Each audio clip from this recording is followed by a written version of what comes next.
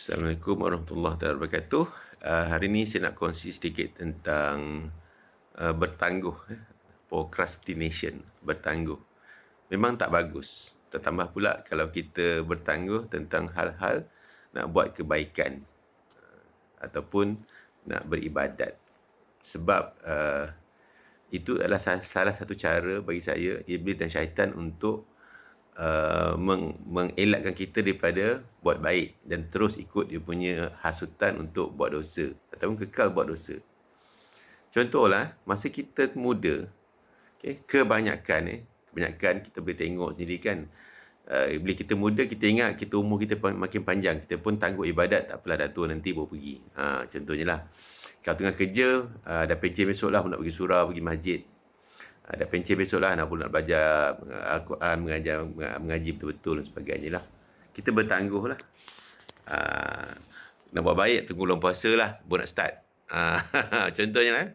So, itulah bagi saya, itulah bisikan-bisikan iblis. Sebab kita kekal buat apa yang kita buat tu, yang benda yang kadang-kadang berdosa, yang tak baik. Kemudian kita tangguhkan. So, kita akan tak berubah lah. Masa kita muda, kita rasa okey, tunggu masa tua. Kan?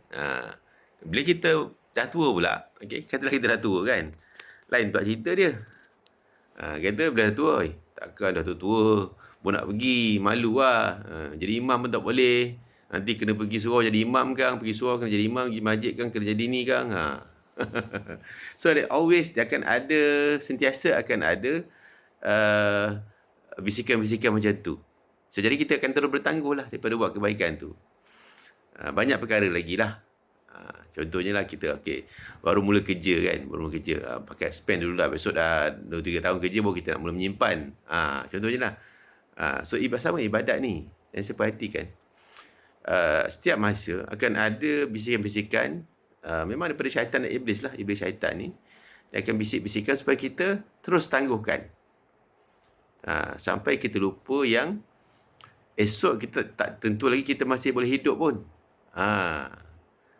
So bagi saya, bila kita nak berubah jadi baik ni, ataupun nak tambah ibadat kita ni, just do it. Sikit pun tak apa. Buat sikit-sikit. Yang sikit-sikit itulah akan membina foundation, asas untuk kita buat yang lebih besar. Contohnya lah, yang paling asas sekali lah, solat je dulu. Pastikan solat kita ni kita jaga istiqamah. Solat dulu. Pastikan solat 5 waktu tu kita boleh tetapkan, tunaikan dulu. Itu akan jadi asas untuk kita, Allah memudahkan lagi urusan kita.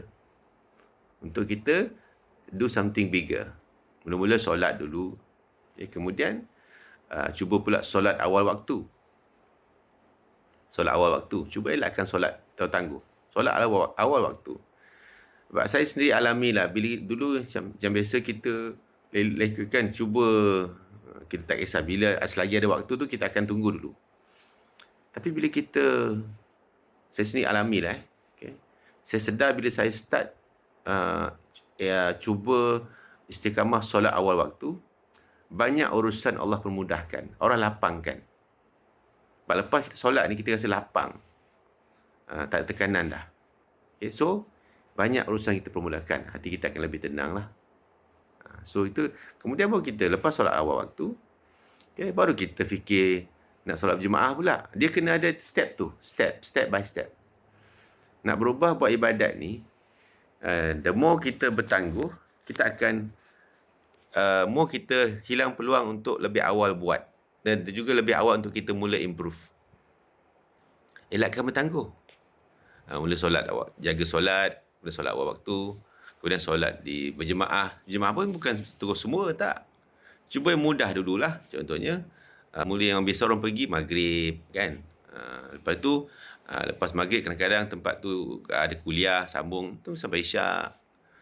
Kemudian tu, bina lagi kekuatan, pergi solat subuh pula. Lepas tu, cuba.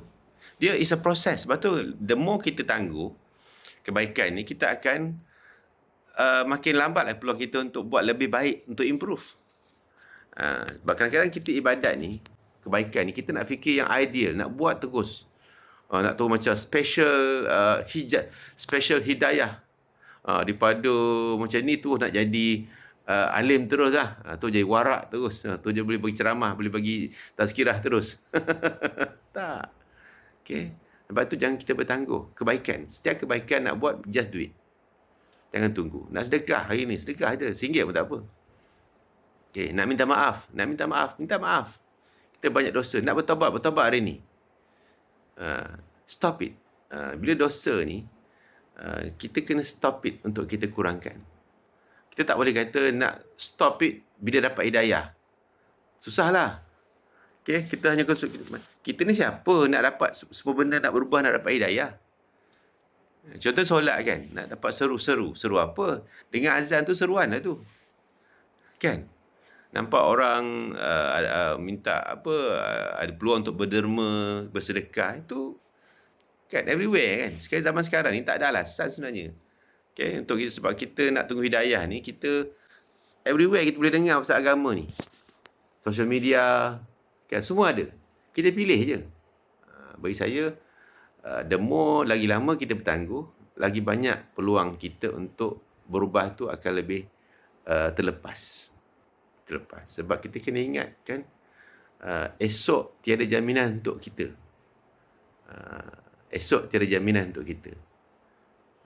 Yang ada jamin, yang apa kita boleh buat sekarang ni, do it now. Just do it. No excuses, just do it. InsyaAllah. So, jadi, elakkan bertangguh. Buat saja dulu. Just do it, insyaAllah. Kebaikan akan bawa lebih banyak kebaikan. Walaupun akan datang lebih banyak cabaran.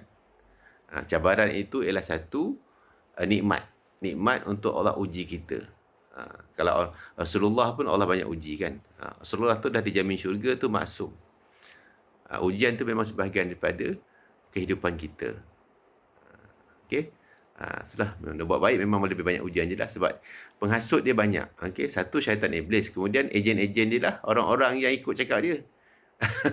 Orang akan bagi kita sindiran. Kan. Peli-peli kita kan. So itu biasalah. Itu ejen-ejen dia lah tu. Termasuk dalam puasa sekalipun. Okay. Tu insyaAllah kita cuba jangan bertangguh. Buat saja insyaAllah. Yang kecil-kecil akan membina asas untuk kita buat perkara lebih besar. And then lepas tu kita boleh lebih istiqamah. Okay. Amalan yang terbaik adalah amalan ya Allah suka amalan yang sedikit tapi berterusan. Bukan banyak tapi sekali-sekala. InsyaAllah sama-sama kita berubah.